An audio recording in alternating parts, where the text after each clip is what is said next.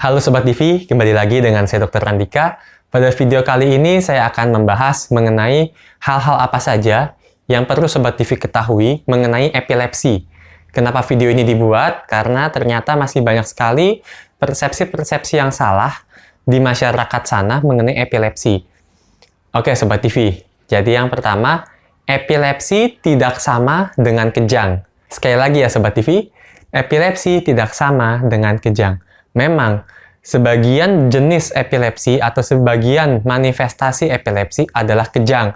Kejangnya ini juga ada bermacam-macam, Sobat Divi. Ada yang kejang itu kelojotan seluruh tubuh, jadi kedua tangan, kedua kakinya itu kelojotan. Ada yang cuma kejangnya itu di satu sisi tubuh aja, misalnya di tangan kanan atau di kaki kanan aja, atau hanya di wajah saja, dia seperti ada kedutan-kedutan. Namun, tidak selamanya epilepsi itu bermanifestasi dengan kejang. Dan juga tidak selamanya kejang itu disebut dengan epilepsi. Sebagai contoh, ada loh jenis epilepsi yang manifestasinya itu adalah bengong. Biasanya terjadi pada anak-anak. Ini disebut juga dengan absans. Jadi epilepsinya dengan tipenya yang absans. Jadi biasanya pada anak ini lagi kita ajak diskusi, lagi kita ajak bicara, lagi main-main, tiba-tiba dia bengong.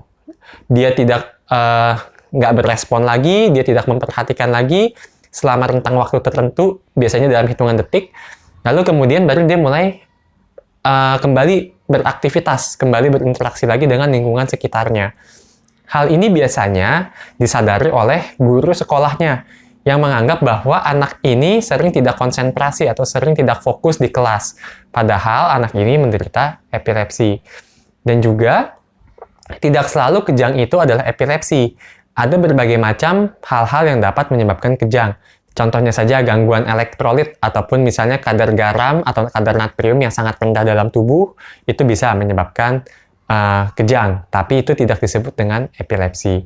Jadi kejang tidak sama dengan epilepsi ya Sobat Divi. Meskipun sebagian jenis epilepsi bermanifestasi dengan kejang. Lalu yang kedua nih Sobat Divi. Ternyata masih banyak loh masyarakat yang menganggap bahwa epilepsi itu berhubungan dengan mistis. Seringkali ada pasien dengan epilepsi itu distigma, dikucilkan oleh masyarakat sekitar karena dianggap bahwa pasien ini adalah akibat mistis, akibat guna-guna. Padahal bukan ya Sobat Divi, epilepsi bukan masalah mistis. Epilepsi adalah masalah medis. Jadi tidak ada hubungannya dengan guna-guna, dengan mistis-mistis yang lainnya. Sehingga apa? Sehingga penderita epilepsi tidak usah dikucilkan, tidak usah diberikan stigma. Tetaplah bergaul dengan pasien-pasien epilepsi. Tidak usah takut dengan hal-hal mistis, karena itu semua hanyalah mitos. Lalu yang ketiga, Sobat Divi. Epilepsi tidak menular. Jadi, sebagian masyarakat di luar sana masih menganggap bahwa epilepsi ini menular, sehingga mereka takut jika mereka atau anak mereka berteman atau bermain dengan penderita epilepsi.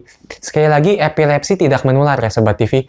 Mau kontak langsung, mau dengan liur, droplet, atau dari udara, itu sama sekali tidak menular Sobat TV. Jadi, tidak usah takut untuk tertular dengan penderita epilepsi jika Sobat TV bergaul dengan pasien-pasien yang epilepsi tersebut. Lalu yang keempat, bebas kejang bukan berarti sembuh Sobat TV. Jadi mungkin ada Sobat TV yang mempunyai kenalan pasien-pasien epilepsi, itu harus diingatkan juga bahwa bebas kejang bukan berarti sembuh. Nah, kenapa hal ini penting untuk ditekankan? Karena seringkali pasien sudah minum obat, kejangnya sudah teratasi, dia merasa sudah sembuh. Akhirnya dia tidak lagi minum obatnya. Akhirnya pasien ini kembali ke rumah sakit dengan kejang berulang, kejang yang lebih sulit ditangani. Jadi kapan sebetulnya pasien epilepsi boleh berhenti minum obat?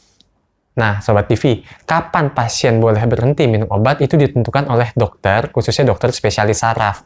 Ada kriteria-kriteria tertentu kapan penghentian obat pada pasien epilepsi. Tentunya tidak sembarangan kita akan menghentikan obat. Ada pemeriksaannya, nanti diperlukan juga rekam otak, diperlukan juga durasi bebas kejangnya berapa lama, jenis epilepsinya seperti apa, dan lain sebagainya. Jadi, Sobat TV, untuk pasien dengan epilepsi, jangan menghentikan obat sendiri, tapi teruslah rutin kontrol ke dokter spesialis saraf. Baik, sekian saja Sobat Divi video saya kali ini. Ingat 4 hal tentang epilepsi. Yang pertama, epilepsi tidak sama dengan kejang. Yang kedua, epilepsi bukan mistis, ini adalah masalah medis.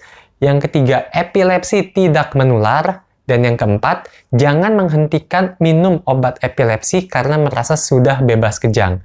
Penghentian obat dilakukan oleh dokter.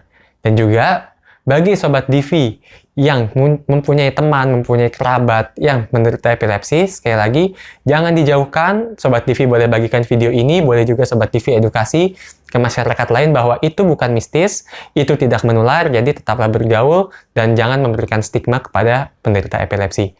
Sekian video Dr. Faisal kali ini, sampai jumpa di video selanjutnya.